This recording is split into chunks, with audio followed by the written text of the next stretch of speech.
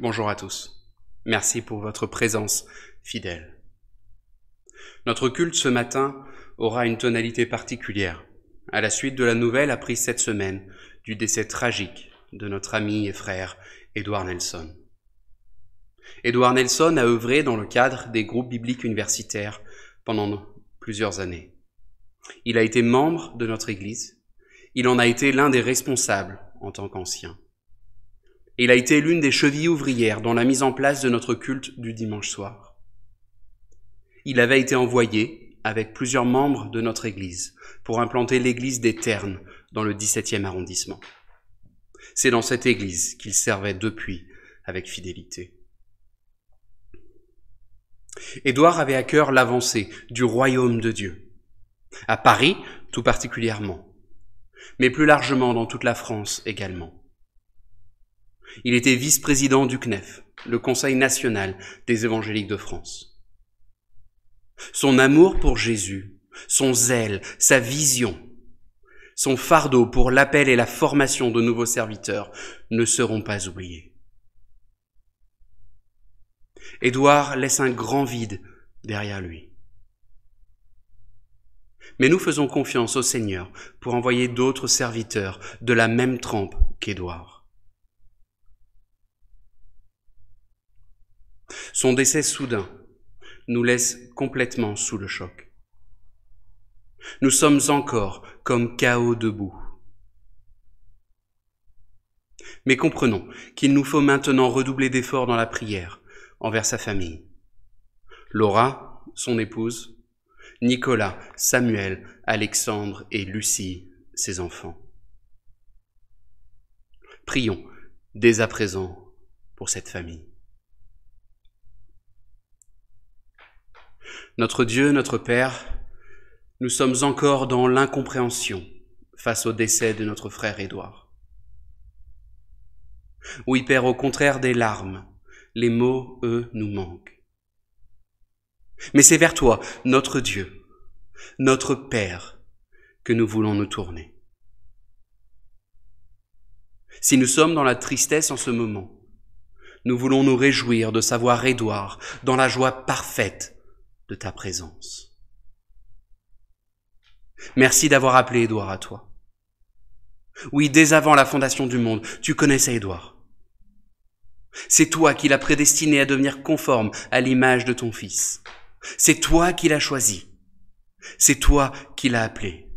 C'est toi qui l'as déclaré juste. Et c'est toi également qui lui as accordé la gloire. Quelle espérance pour nous de savoir Édouard dans la présence de son Rédempteur. Nous te louons pour tout ce que tu as fait pour Édouard, tout ce que tu as fait à travers Édouard également. En 2 Corinthiens chapitre 1er verset 3, tu te présentes, Père, comme étant le Père plein de compassion et le Dieu de tout réconfort. Nous savons cette parole vraie et digne de confiance. Et c'est comptant sur cette promesse que nous te confions Laura, Nicolas, Samuel, Alexandre et Lucie. Sois leur soutien, leur réconfort dans cette épreuve. Prends soin d'eux comme tu sais si bien le faire. Oui, Père, nous croyons que tu peux faire bien plus, bien mieux que ce que nous imaginons. Nous te faisons confiance pour cette famille. Nous savons que tu étais à leur côté hier. Tu le seras aujourd'hui. Et gloire te soit rendue. Nous savons que tu seras avec eux demain également. Et finalement, Père, nous te prions pour cette ville de Paris, ville qu'Édouard avait tout particulièrement à cœur. Nous croyons que tu as un peuple nombreux dans cette ville. Édouard était un modèle de disciple pour beaucoup. Son amour pour toi, son enthousiasme et son zèle ont inspiré beaucoup d'entre nous. Nous te demandons de susciter des vocations dans ton Église et que tu continues à amener les Parisiens à reconnaître en Jésus leur Seigneur et Sauveur. Père, je prie que nous arrivions guidés par ta parole et ton esprit, à suivre l'exemple d'Édouard, qui lui-même tâchait de suivre l'exemple de son Seigneur Jésus-Christ.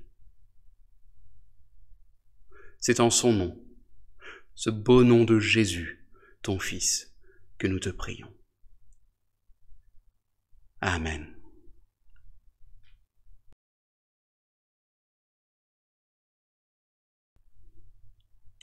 La tristesse du deuil est particulièrement présente. Mais au lieu de prendre du temps pour méditer aujourd'hui sur notre ennemie ancienne, la mort et tout ce qui l'accompagne, il m'a semblé plus à l'image d'Édouard, lui qui aimait son Dieu et cherchait à l'annoncer à tous, de regarder à l'une des plus belles affirmations, si ce n'est la plus belle des doxologies du Nouveau Testament. Romains chapitre 11, versets 33 à 36. Romains chapitre 11, versets 33 à 36. Quelle profondeur ont la richesse, la sagesse et la connaissance de Dieu. Que ses jugements sont insondables et ses voies impénétrables. En effet, qui a connu la pensée du Seigneur? Ou qui a été son conseiller? Qui lui a donné le premier pour être payé en retour? C'est de lui, par lui et pour lui que sont toutes choses. À lui la gloire dans tous les siècles. Amen. Dans les 11 premiers chapitres de cette épître aux chrétiens de Rome, l'apôtre Paul présente l'œuvre du salut. Il rappelle tout ce que Dieu a fait pour l'humanité. Dans ces chapitres, il est question du plan divin établi de toute éternité, de tout ce que Dieu a fait pour rappeler à lui l'humanité perdue. Si l'apôtre Paul en arrive à cette doxologie à la fin du chapitre 11, c'est parce qu'il est débordant de louanges et de reconnaissance. Et pour arriver à comprendre cette doxologie, il nous faut, me semble-t-il, relire quelques-uns des extraits de cette épître. J'ai sélectionné quelques versets pour que nous puissions comprendre pourquoi l'apôtre Paul arrive à cette louange qui jaillit de son cœur. Romains, chapitre 1er, versets 1 à 4. De la part de Paul, serviteur de Jésus-Christ, appelé à être apôtre, mis à part pour annoncer l'évangile de Dieu. Cet évangile, Dieu l'avait promis auparavant par ses prophètes dans les Saintes Écritures. Il concerne son Fils, qui en tant qu'homme est né de la descendance de David, et qui, du point de vue de l'Esprit Saint, a été déclaré Fils de Dieu avec puissance par sa résurrection, Jésus-Christ, notre Seigneur. Dans ce même chapitre, les versets 16 et 17. En effet, je n'ai pas honte de l'Évangile. C'est la puissance de Dieu pour le salut de tout homme qui croit, du juif d'abord, mais aussi du non-juif. En effet, c'est l'Évangile qui révèle la justice de Dieu par la foi, et pour la foi. Comme cela est écrit, le juste vivra par la foi. Romains chapitre 2, versets 9 à 12. En effet, nous avons déjà prouvé que juifs et non-juifs sont tous sous la domination du péché. Comme cela est écrit, il n'y a pas de juste, pas même un seul. Aucun n'est intelligent, aucun ne cherche Dieu. Tous se sont détournés. Ensemble, ils se sont pervertis. Il n'y en a aucun qui fasse le bien, pas même un seul. Versets 21 à 26 de ce chapitre 2. Mais maintenant, la justice de Dieu, dont témoignent la loi et les prophètes, a été manifestée indépendamment de la loi. C'est la justice de Dieu par la foi en Jésus-Christ pour tous ceux qui croient. Il n'y a pas de différence. Tous sont péchés, sont privés de la gloire de Dieu. Et ils sont gratuitement déclarés justes par sa grâce, par le moyen de la libération qui se trouve en Jésus-Christ. C'est lui que Dieu a destiné à être, par son sang, une victime expiatoire pour ceux qui croiraient. Il démontre ainsi sa justice, puisqu'il avait laissé impunis les péchés commis auparavant, à l'époque de sa patience. Il la démontre dans le temps présent de manière à être juste, tout en déclarant juste celui qui a la foi en Jésus.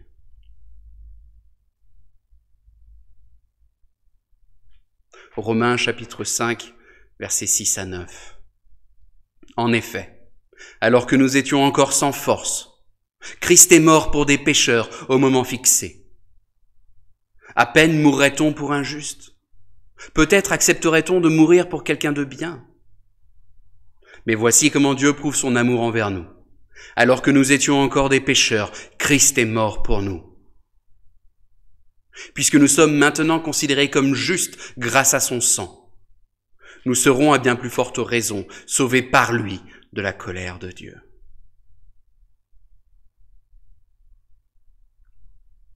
Dernier extrait que je vous invite à lire, Romains chapitre 8, les versets 29 à 39. En effet, ceux qu'il a connus d'avance, il les a aussi prédestinés à devenir conformes à l'image de son Fils, afin que celui-ci soit le premier-né d'un grand nombre de frères. Ceux qu'il a prédestinés, il les a aussi appelés. Ceux qu'il a appelés, il les a aussi déclarés justes. Et ceux qu'il a déclarés justes, il leur a aussi accordé la gloire. Que dirons-nous donc de plus? Si Dieu est pour nous, qui sera contre nous?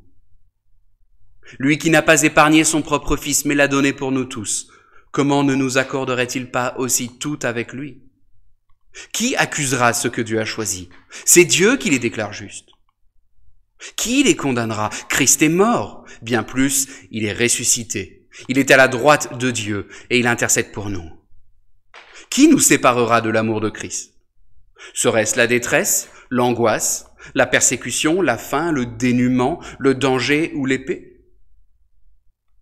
De fait, il est écrit, c'est à cause de toi qu'on nous met à mort à longueur de journée, qu'on nous considère comme des brebis destinées à la boucherie.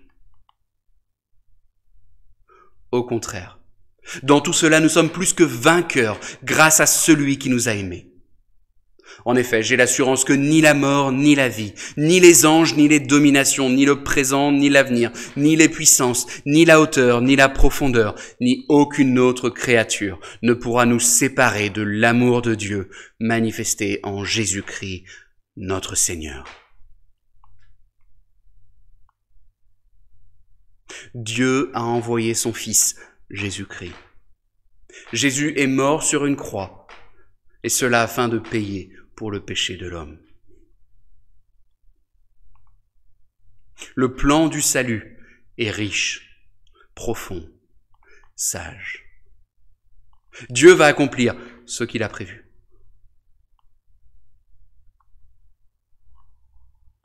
Il n'y a qu'un seul et unique Dieu. Ce Dieu est le créateur de tout l'univers, y compris de l'être humain qu'il a fait en son image. Ce Dieu est présenté dans la Bible comme étant parfait, saint, sans défaut. Il n'y a en lui pas l'ombre de ténèbres. Il est parfaitement bon, il est parfaitement juste.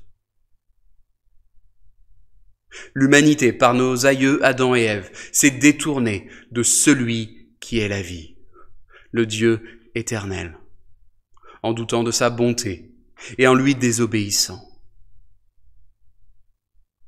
La mort et le mal sont entrés dans le monde. Étant séparés de Dieu suite à cette désobéissance, nous sommes maintenant incapables de parfaitement discerner le bien. Nous n'arrivons pas à le vivre parfaitement, quand bien même nous essayons. Dieu, lui, reste un Dieu parfaitement saint, un Dieu parfaitement juste. Parce qu'il est Dieu, il ne peut laisser le péché impuni. Sa justice ne lui permettrait pas. Mais dans son amour, Dieu avait un plan pour l'être humain. Ce plan est annoncé en filigrane tout au long de la Bible. Ce plan, c'est Jésus. Dieu s'est fait homme en Jésus-Christ. Jésus a vécu sur terre une vie parfaite, mais pourtant est mort sur une croix. Ce qui pourrait sembler à vue humaine comme un échec est en réalité la plus belle nouvelle qu'il ait donnée à l'humanité d'entendre. Jésus a parfaitement appliqué la volonté de son Père. Et en même temps, il a pris sur lui la condamnation de notre désobéissance. Les sacrifices de l'Ancien Testament annonçaient ce sacrifice pleinement efficace de Christ. Jésus est mort sur une croix à notre place. Il est ressuscité d'entre les morts, prouvant ainsi que ce sacrifice avait été accepté du Père. Dieu nous appelle maintenant à nous repentir de nos fautes et à mettre notre confiance en Jésus-Christ. La colère de Dieu contre ceux qui reconnaissent en Jésus-Christ leur Seigneur et Sauveur, cette colère n'est plus. Si nous reconnaissons nos péchés, nos torts envers Dieu, et si nous plaçons notre confiance en Christ, nous naissons à une vie nouvelle, une vie éternelle avec Dieu. Si nous attendons encore le retour de Jésus-Christ, ce jour où tout sera restauré, ce jour où tout sera jugé, nous ne craignons pas ce jugement, notre condamnation ayant déjà été payée. Aujourd'hui, nous marchons en comptant sur sa fidélité, à l'écoute du Saint-Esprit et enracinés dans sa parole qui nous est donnée, la Bible.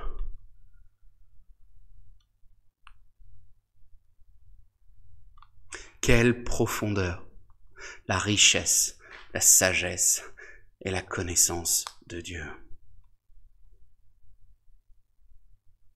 La compréhension de l'œuvre du salut amène l'apôtre à la louange et à la reconnaissance. Il est conduit dans la louange, dans l'exaltation devant ce plan du salut, ce plan si grandiose. Quelle profondeur ont la richesse, la sagesse et la connaissance de Dieu. Que ses jugements sont insondables et ses voies impénétrables. En effet, qui a connu la pensée du Seigneur? Ou qui a été son conseiller? Qui lui a donné le premier pour être payé en retour? C'est de lui, par lui et pour lui que sont toutes choses. À lui la gloire dans tous les siècles. Amen. Amen. Ce salut merveilleux est le parfait reflet de celui qui en est l'auteur. Ce salut est le parfait reflet de celui qui en est l'auteur. Quelle profondeur ont la richesse, la sagesse et la connaissance de notre Dieu. Ce salut si majestueux est le chef-d'œuvre d'un Dieu majestueux. Le plan du salut est parfait, sans défaut, d'une beauté inégalable. Car Dieu est parfait, sans défaut et d'une beauté inégalable. Seul un Dieu merveilleux pouvait agir ainsi. Seul un Dieu merveilleux pouvait agir ainsi. Dans ces 4 versets du chapitre 11, Paul me semble présenter en particulier 3 aspects de Dieu, 3 vérités qui sont étroitement liées les unes les autres. Je ne vais que les évoquer rapidement ce matin, mais en vous invitant à prendre le temps de méditer chacune de ces vérités. Dieu est un Dieu qui dépasse tout entendement. Dieu est un Dieu souverain. Dieu est un Dieu glorieux. Un Dieu qui dépasse tout entendement. Dieu est le seul Dieu. Il n'y a pas d'autre Dieu que lui. Dieu n'a pas de commencement, il n'aura pas de fin. Dieu est parfaitement saint, parfaitement juste. Rien n'échappe à son contrôle puisqu'il est souverain. Dieu est parfaitement sage, il est parfaitement saint. L'absolue majesté de Dieu, sa dignité souveraine, sa perfection inaltérable le séparent de tout le reste. Dieu est absolument distinct de tout ce qu'il a créé. Il est autre, en dehors, transcendant. Il est non souillé, non contaminé. Il est séparé de tout vice, de tout mal, de tout péché. Il est à part. Et nous l'avons vu dimanche dernier lors de l'étude d'Exode chapitre 3. Dieu n'est pas un être qui a un certain nombre d'attributs, non. Il est celui qui est. Il est celui qui est. Je crois que c'est important de comprendre cela. L'amour n'est pas un attribut de Dieu. L'amour est caractéristique de Dieu. Dieu est amour, la définition même de l'amour. De même, Dieu n'est pas quelqu'un qui a de la sagesse, mais il est la sagesse. Il est la patience, il est la justice. Il est la vraie miséricorde, la vraie puissance, la vraie bonté, le vrai soutien, la vraie grâce, la vraie liberté, la vraie joie, la vraie vérité. Il est l'omniscience, la sagesse, la vraie sainteté, la vraie confiance, la majesté. Parce qu'il est Dieu, parce qu'il est le créateur de toutes choses, parce qu'il est souverain, tout-puissant et omniscient, Dieu sait toutes choses.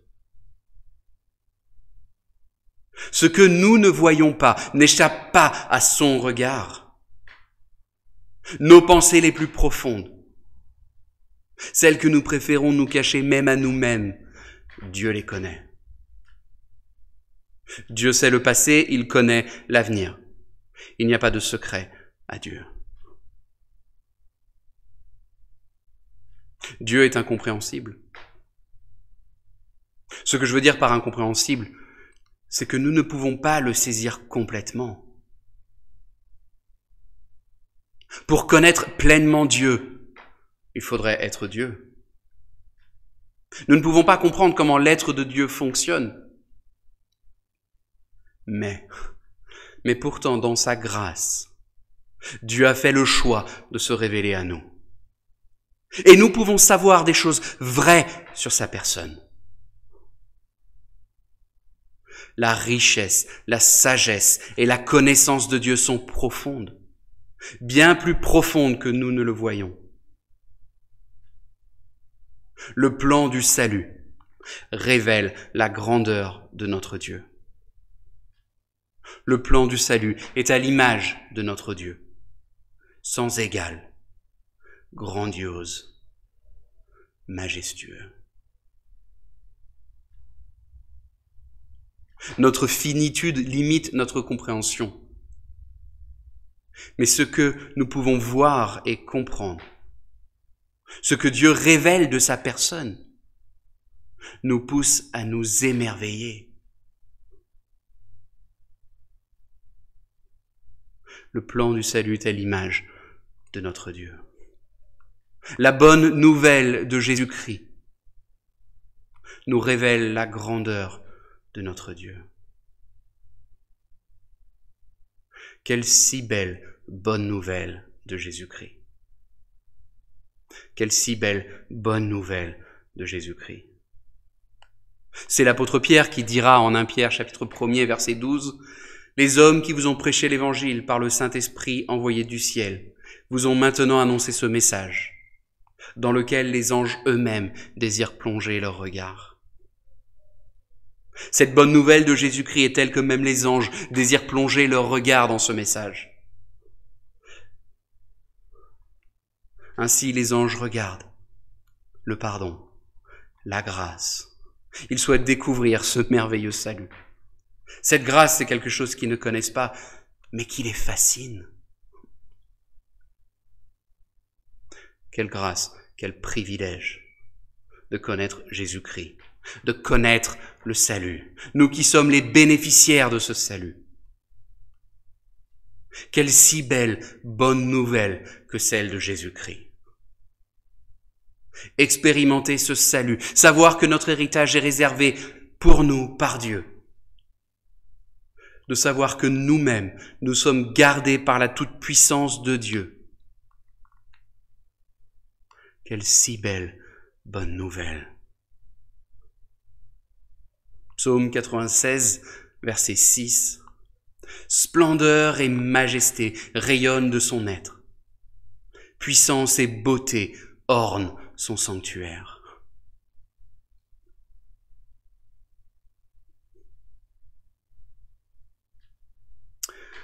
Un Dieu souverain. Dans les 11 premiers chapitres de cet épître, l'apôtre Paul rappelle que Dieu, dans sa grâce, mènera à bien l'accomplissement de ses desseins, même si cet accomplissement prendra parfois des voies bien mystérieuses. Dieu règne sur absolument toute chose sur la terre. La création tout entière, l'univers tout entier sont soutenus en lui et par lui. En lui, par lui. Et nous le verrons pour lui. Dieu règne sur toutes les circonstances de la vie. Il est souverain sur l'histoire. Il dirige toutes choses. Il n'y a rien qui échappe à son contrôle. Dieu est souverain. Il est le seul souverain. Face à de tels drames, comme le décès d'Édouard, la tentation serait de voir une victoire de l'adversaire sur Dieu. Mais nous savons et proclamons que Satan, l'adversaire, ne peut rien faire en dehors de la permission souveraine de Dieu. Parce que seul Dieu est souverain.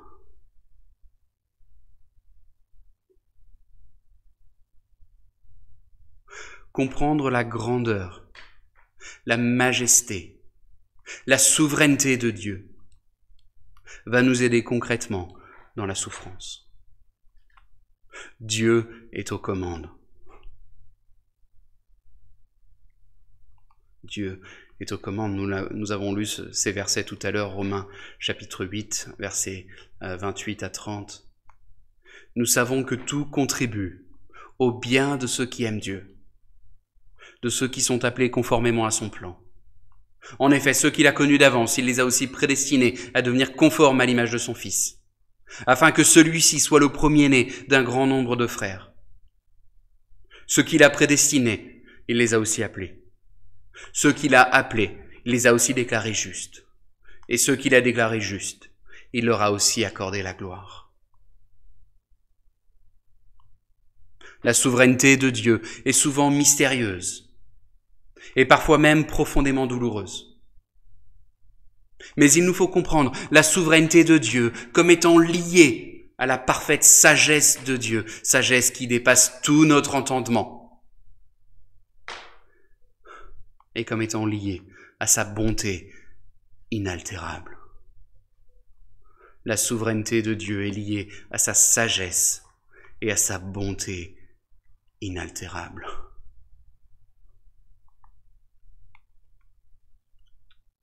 Dieu est un Dieu glorieux. C'est de lui, par lui et pour lui que sont toutes choses. À lui la gloire dans tous les siècles. Le pasteur John Piper résume ainsi la gloire de Dieu. La gloire de Dieu est la beauté manifeste de sa sainteté. C'est le dévoilement public de sa sainteté. C'est la façon dont il met sa sainteté en évidence pour que les gens puissent l'appréhender. La gloire de Dieu est la beauté infinie et la grandeur des multiples perfections de Dieu. La gloire de Dieu, c'est la beauté manifeste de sa sainteté.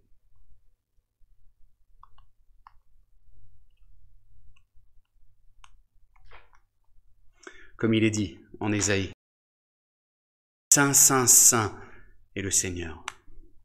La terre est remplie de sa gloire. La gloire de Dieu, c'est la beauté manifeste de sa sainteté. C'est de lui, par lui et pour lui que sont toutes choses. À lui la gloire dans tous les siècles. Tout vient de Dieu. Tout a été créé par lui. Mais c'est aussi pour lui que sont toutes choses. C'est pour lui que sont toutes choses. À lui, la gloire pour les siècles des siècles. L'être humain a été créé pour rendre à Dieu la gloire qui lui revient. La création tout entière existe pour lui rendre gloire, pour annoncer à tous la grandeur de notre Dieu. La création tout entière existe pour lui rendre gloire. Voilà ce que nous devons chercher aujourd'hui. Dans la perspective qu'un jour, bientôt, oui très bientôt, la terre sera remplie de la connaissance de la gloire de l'Éternel, tout comme le fond de la mer est recouvert par l'eau. Habacuc chapitre 2, verset 14. Il vient bientôt, le jour de la pleine manifestation de la gloire de notre Dieu. Oui, il vient bientôt, très bientôt, le jour où il n'y aura plus de mal, plus de souffrance, plus de deuil. Il vient bientôt, le jour où il n'y aura plus de lassitude, plus de fatigue, mais au contraire un plein et parfait repos. Oui, il vient bientôt, le jour où la dernière trompette sonnera, et où tous nous serons transformés à l'image de Christ. Oui, il vient bientôt, le jour où nos corps semés corruptibles revêtront l'incorruptibilité. Oui, il vient bientôt, le jour où la mort sera engloutie dans la victoire de Christ.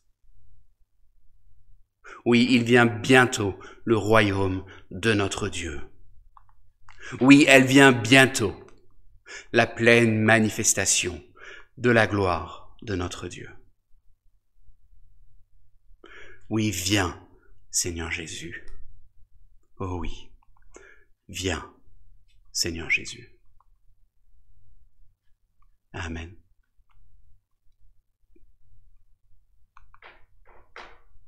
Je vous invite à chanter « Je ne sais pourquoi dans sa grâce ».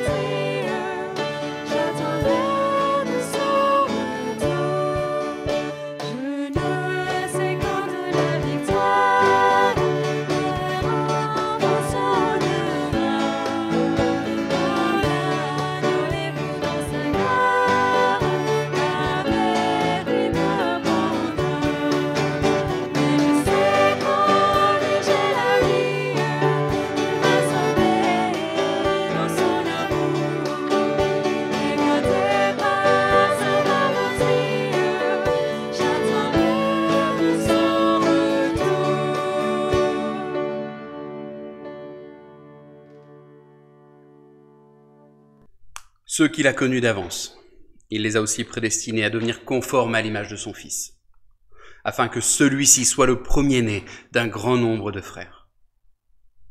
Ceux qu'il a prédestinés, il les a aussi appelés. Ceux qu'il a appelés, il les a aussi déclarés justes. Et ceux qu'il a déclarés justes, il leur a aussi accordé la gloire. Que dirons-nous donc de plus? Si Dieu est pour nous, qui sera contre nous? Bonne semaine à chacun.